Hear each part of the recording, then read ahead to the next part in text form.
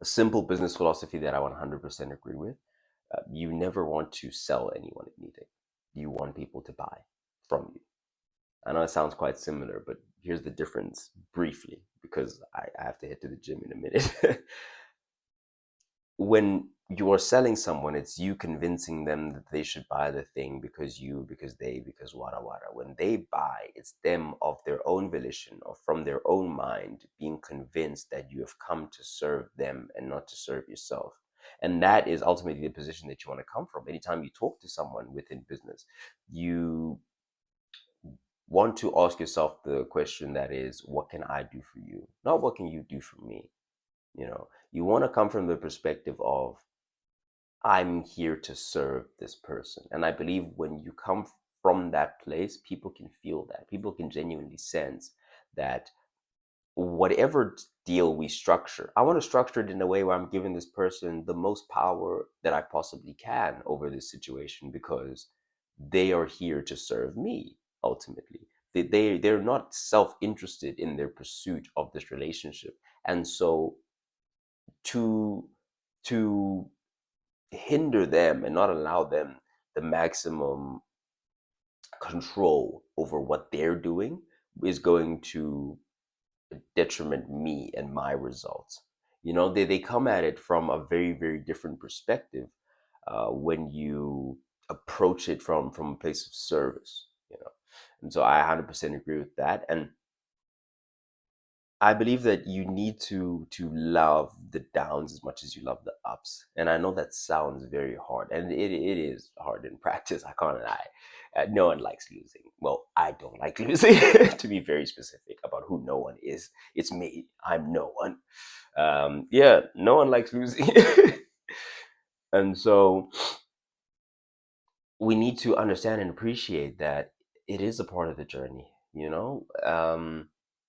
Sometimes you have to take two steps backwards to take 12 forward. Someone said, I used to not like, I'm paraphrasing, I used to not like taking steps backwards until I realized that it was all a part of the dance. It's a part of it. It's a part of the journey. You're not the first person to experience a setback, and you certainly won't be the last. Like, it is a part of the thing that we do. And the difference from those who get crowned prom king and prom queen at the end of the day is that they just keep dancing, and the ones who don't end up in that position stop dancing too soon to realize that you actually can enjoy the dancing. You can enjoy going forward and going backwards. Uh, like all of it is a part of that motion. And that's the position that you want to be in truly. Now, I also wanted to touch on something that I'd had a conversation with ChatGPT about, which is I prompted the question, why is it so lonely at the top? You know, and there were a few answers. I actually, if you guys would give me a minute, I mean, there is the option of pausing this whole thing, but who wants to do that? So I feel like it kind of disconnects you from this moment that I'm in. And that's the moment that I want you to be in, is understanding that yes, this thought did come to me, and I did immediately go reach out and want to get this thing done, so that you may be in it. You may experience it as well, experience the light outages and the light onages. um, and so yeah, I have this conversation, and the question was, why is it so lonely at the top? And Nick brought up some fair points, and I need people to understand this about AI and the uses of it. Is that AI ought to be a tool.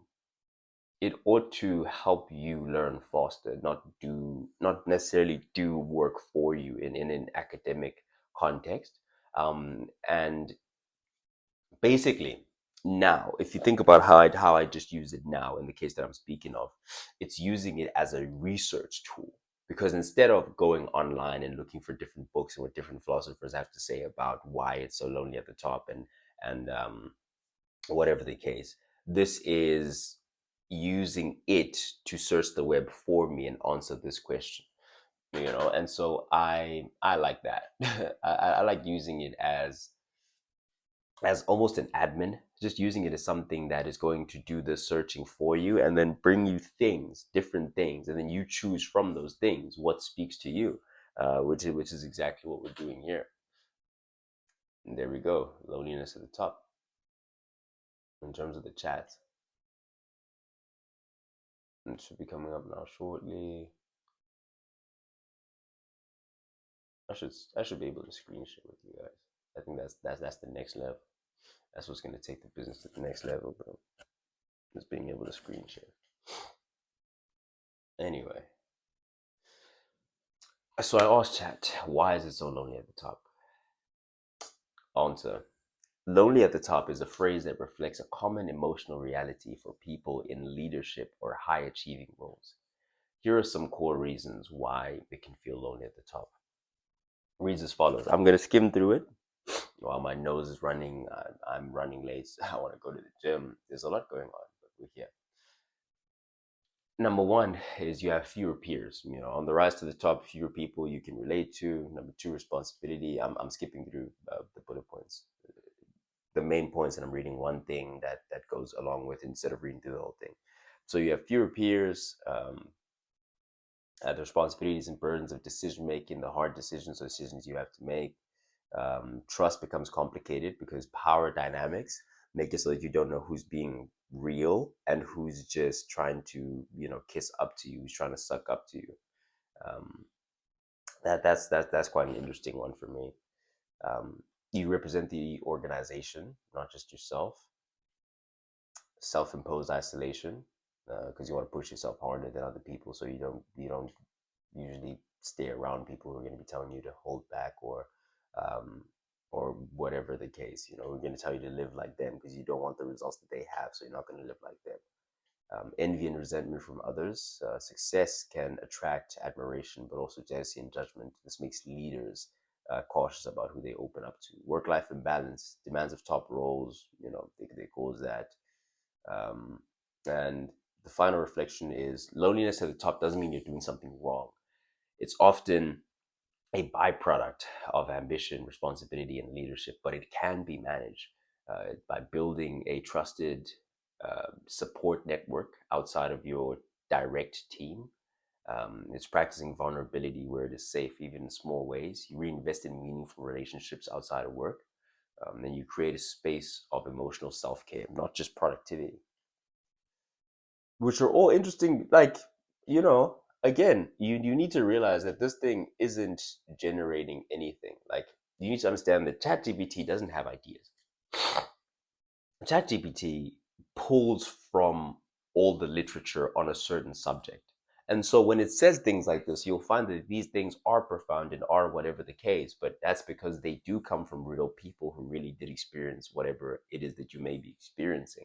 And so that's why it makes so much sense, and it seems to understand so much because it's pulling from literature that is from people who have related to what it is that you're saying. And so I prompted it to expand on that, on those solutions that it talked about, um, including the expanding the wider circle, etc. My laptop almost fell. The light going out is the least of my worries. Um, but yeah, it's building a trusted inner circle, peer network, mentorship, and that's the one that I sought.